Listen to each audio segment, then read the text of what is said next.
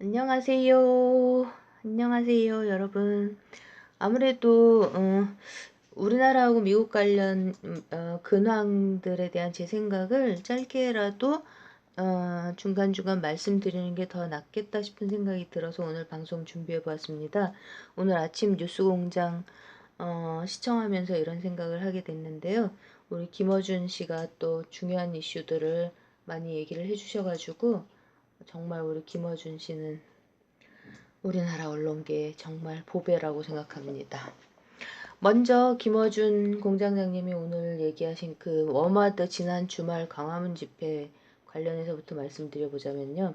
제가 몇 번 말씀드렸던 이른바 이제 보수 진보, 뭐 좌파 우파 이런 진영 논리가 프랑스 혁명 이후에 한 200년 정도의 역사를 거치면서 최근에 시작한 글로벌 엘리트 집단과 이데올로기의 역사, 이것까지 이제 제가 시작한 거하고 좀 참조를 하시면 조금 도움을 드릴 수 있지 않을까 이런 생각을 하게 되고요. 그러니까 극좌 극우 이런 거를 이제 양측의 이념으로 설정을 해놓고 그 양측을 마치 그네 타듯이 오락가락하게 만들면서 서로 싸우게 만들고 사회를 시끄럽게 만들면서 정작 중요한, 그러니까 사람들의 진짜 생활과 관계된 문제들은 전 사회적인 담론, 뭐 토론 이런 장에서 밀어내버리고 숨겨버리는 그런 작전이 특히 지난 2차 대전 이후부터 이제 완전 엄청나게 팽배해 있다가 이제는 뭐 갈 때까지 갔다고 해야 되나요? 그러니까 더 이상은 이런 일들이 정상적이고 상식적으로 보이게 끌고 나갈 수 없는, 그래서 막 극좌와 극우, 진보와 보수가 막 뒤엉켜 버리는 이렇게 이제 막바지에 다다라 버린 것 같습니다. 더 이상은 거짓말을 끌고 나갈 방법이 없게 된 거가 맞는 것 같고요. 그러니까 이제 극소수 글로벌 엘리트들과 전 세계 국민들, 일반 사람들의 이제 뭐가 전쟁, 극소수 글로벌 엘리트들이 시작한 전쟁이죠. 이게 막바지에 다다른 표시가 아닐까요? 저는 그런 생각이 들거든요. 요새 이제 지난 선거에서 미국에서 새로 당선된 엄청 젊은 한 민주당 초선 의원 그 여성은 막 빌리어네어스들, 그러니까 억만장자들이 를 다 없애야 되고 그러고 뭐 환경 문제 때문에 인류는 몇 년 안에 멸망할 거고 막 이런 엄청나게 극단적인 얘기들을 하면서 인기가 치솟고 있거든요. 뭐 민주당원들 중에서 이 여성이 때가 돼서 뭐 대통령 후보로 나오면은 찍어줄 거라고 하는 퍼센테이지가 엄청나게 높더라고요. 근데 무슨 구원파도 아니고 인류가 몇 년 후에 멸망하지 않으면 어쩌려고, 참 이 여성도 그렇고 우리나라 유시민도 그렇고 참 아이고 그렇습니다.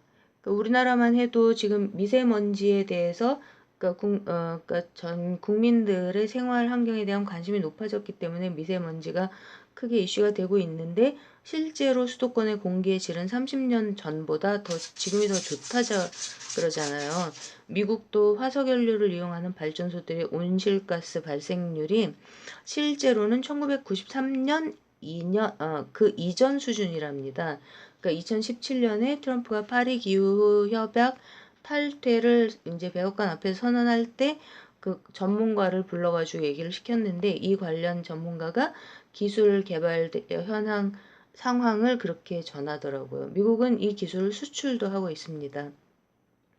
그러니까 여러분, 우리가 우리 지구의 환경을 보호해야 하는 게 100번 맞지만 이런 이슈들을 거짓말을 섞어서 마구 부추기면서 뭐 유시민은 지구 제국이라고 부르고 뭐 전 세계적으로는 뭐 세계 단일 정부가 있어야 한다 어쩌고 이렇게 막 얘기하는 거에는 우리가 절대 속아서는 안 된다는 거죠.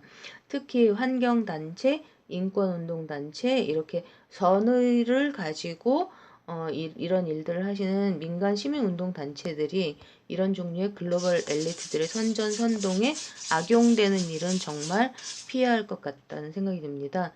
그리고 워마드도 이 현황을 파악하는 거에 가장 좋은 게 활동비가 어떻게 충당되는가 이거를 추적하면은 가장 정확하게 누가 어떻게 이렇게 이제 여성의 인권이라는 인간의 기본권을 이데올로기적 정치적으로 악용하고 있는지 이게 딱 드러날 텐데 이 문제를 뭐 스트레이트, PD수첩 이런 진짜 탐사 보도 기자분들이 좀 파헤쳐 주시면 어떨까 이런 생각이 계속 듭니다. 또 이제 우리 국내 문제에서 우리 대통령님이 중앙선관위원을 임명하시고 이제 저는 좀 예상을 했었는데요. 양승태가 구속되고 일단 양승태는 구속이 일단 제일 먼저 될 거다. 이런 것 생각을 했었는데 이걸 지켜보면서 드는 생각은요. 제 생각에는 뭐 삼바 관련해서 이재용도 법대로 처리될 거고 박근혜도 뭐 형 집행정지로 풀려나는 이런 일은 없을 거라는 생각이 듭니다. 그러니까 진짜로 이제 우리나라는 그동안 법과 원칙에 입각해서 공정하게 국정을 운영하는 대통령을 구경을 해본 적이 없어서 적폐 언론들이 특히 아직도 이제 실감이 안 나는 모양인데 아마 앞으로 크게 놀랄 일들이 엄청 많을 것 같습니다. 우리 문재인 대통령님 계속 파이팅입니다. 그리고 미국과 관계된 보도가 오늘 아침 뉴스공장에서 좀 여러 개가 나왔는데요. 그러니까 이제 보도를 그 전해 주셨는데 우선 이제 장벽 올리는 문제와 연방 정부 셧다운과 관련해서는 지금 이제 뭐 그 팍스 비즈니스 채널의 루드업스도 막 트럼프가 완전히 얻은 게 하나도 없다 막 이렇게 얘기를 하고 그러는데 이게 사실은 아주 어렸을 적에 부모 손에 이끌려서 미국으로 건너와서 불법 체류자가 된 젊은이들이 미국에 한 80만 명 있다고 보도가 되거든요. 근데 이제 이 사기 진보 민주당이 이 지금은 젊은이가 된 이 사람들 엄청 위하는 척하면서 맨날 언플을 했었는데, 근데 이들의 신분을 합법화 해주는 문제하고 장벽 올리는 문제를 놓고 같이 협상을 해보자. 이렇게 트럼프가 요번에도 그 얘기를 했는데 이거는 들은 척도 안 합니다. 그러니까 2017년 취임 직후에 이 문제가 불거졌을 때도 이게 이제 뭐 다카 이거를 처리하는 법률 이름이 다카라고 부르더라고요. DAKA. 이거를 2017년에 얘기했을 때도 들은 척도 안 하고 요번에도 들은 척도 안 하고 이렇게 가짜 진보 민주당의 이중적인 태도가 또다시 확연하게 드러났는데요. 그러니까 트럼프를 살펴보면 이제 서둘러서 그냥 자기 마음대로 딱딱 처리해버릴 수 있는 문제들도 최대한 시간을 끌면서 언론전을 하거든요. 언론 선전전. 그리고 최대한 협상하려는 그러니까 마지막 그 일을 처리하기 전에 할 수 있는 모든 거를 다 합니다. 그러면서 이제 가짜 진보 민주당의 속내가 드러날 수밖에 없도록 상황을 만들어가는 이런 모습들을 보고 있는데 이번에도 저는 그런 태도를 취했다고 생각을 하거든요. 그러니까 실제로 요즘에 이제 미국 국내 유색인종들 그룹의 트럼프 지지율이 역대 어느 공화당 대통령 지지율보다도 훨씬 더 역대급으로 높아지고 있는데 이게 다 이제 사기 진보 민주당의 감원 이설에 비해서 트럼프의 실질적인 정책들이 특히 뭐 히스패닉을 위해서도 그렇고요. 흑인을 위해서도 그렇고 이렇게 유색 인종 집단들에게 얼마나 실속 있게 이익을 주는가 이렇게 펼쳐지는 걸 실제로 경험을 했기 때문에 이렇게 이런 일들이 일어나고 있다고 보면은 맞는 것 같습니다. 그리고 트럼프는 이렇게 보면은 인종차별 이 멘탈이 아예 없습니다. 없다 보니까 제가 보기에는 그렇습니다. 그러니까 뭐 그 트위터에 대놓고도 뭐 좀 좀 말이 안 되는 행동을 하는 흑인들을 트윗에서 대놓고 뭐 이디엇 이렇게 멍청이 막 이렇게 부르거든요. 근데 마음속에 인종차별 리 그런 마음이 있어서 자기가 그런 걸로 그 비난받을까봐 걱정하는 마음이 있다면 이런 일들은 할 수가 없는 일이죠.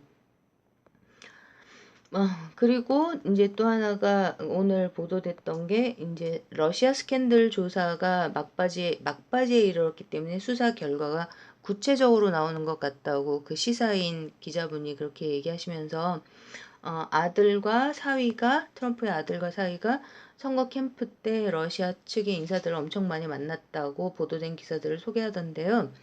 이거 관련해서는 이제 김어준 씨가 얘기했던 힐러리 이메일, 불법 이메일하고 관계된 연관시켜서 이제 봐야 된다는 얘기를 김어준 씨가 했는데요. 위키릭스라는 폭로 전문지가 힐러리의 불법 이메일을 공개하고 모든 사람들이 원하면 볼 수 있게끔 다 공개해 놓은 게 그게 2016년 3월이었습니다.